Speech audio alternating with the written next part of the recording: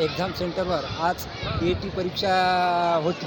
या परीक्षेमध्ये प्रचंड गोंधळ निर्माण झालेला आहे. कारण त्या संस्थेने कुठलीही विद्यार्थ्यांसाठी कुठली कॅम्प्युटरची योग्य सुविधा केली नाही.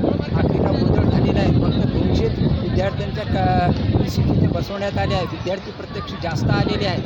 त्यामुळे विद्यार्थ्यांचा गोंधळ झालेला आहे. बसण्याची व्यवस्था नाही. कुठलीही व्यवस्था न केल्यामुळे या ठिकाणी गोंधळ झाला. शेवटी विद्यार्थ्यांनी परीक्षेवर बहिष्कार टाकला आहे. सर आमचा BED सेटचा एक्झाम होता आणि आमचा एक्झामच होत नाही आहे.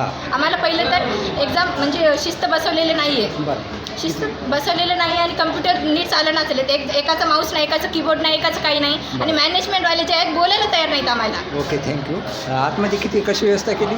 काहीच व्यवस्था नीट नाही. कोणी बोलायला सुद्धा तयार नाहीत. कुठं बसायचं नाही, पाणी सुद्धा नाही चांगलं. ओके.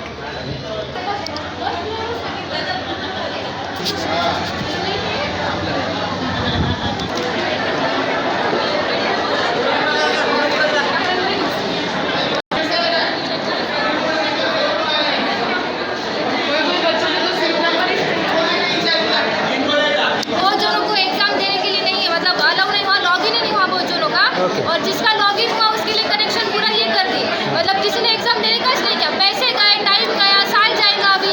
तो ये जो भी फटाफट करने का या तो फिर आपको दूसरा एग्जाम सेंटर और दूसरा टाइम देने का. अंदर कितने कंप्यूटर है? अंदर कितने कंप्यूटर है? हाँ, अंदर बहुत सारे कंप्यूटर है. अप्रोक्स 20 to 30 होंगे. अंदर सोए है कि हाँ, जिसका चालू था उसका भी बंद कर दिया. काही सिक्युरिटी नाही. आम्ही 150-200 किलोमीटर दूरून आलेलो आहोत इथं. आणि आल्याच्या नंतर इथं काय सीडीएस बरोबर नाही, वेळ नाही, सगळंच वाया गेलेलं आहे. काही सिक्युरिटी नाही. चालू एक्झाम होती तर बंद केली. तुम्हाला जर वस्ती होत नसेल तर कशाला घ्यायचं? ही दुसरी बार आहे. मी इथं दोनदा एक्झामला आलतो. दुसरी बार आहे. या सेंटरवर तेच घोळ आहे. डबल आहे. पहिले तेच झालं आता पण तेच आहे. झोपले का सरकार?